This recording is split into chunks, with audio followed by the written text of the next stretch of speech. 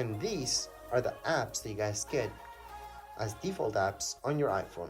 So this is an iPhone 16 Pro again, but on the 16 Pro Max, any other iPhone, you guys will see the exact same apps. So let me just show you which apps those are. So if you guys take a look here and scroll to the side, you will notice these apps here as well. And let's scroll one more time. And here's the list of all the apps that come with your phone. So these are it. If you guys want to download social media apps, go into your app store, download them. They're not paid for. They are free. There's a bunch of free apps. I've heard that a lot from other people saying that there's a bunch of paid apps like Facebook, Twitter. Well, it's not even called Twitter anymore. Instagram, that's paid on iPhones. It's not.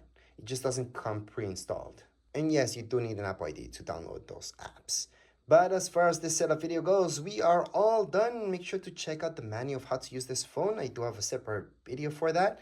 And that would be it for this specific video. And if you guys have any questions, comments, you guys can write down here in the comments area. Don't forget to subscribe and like. Thank you.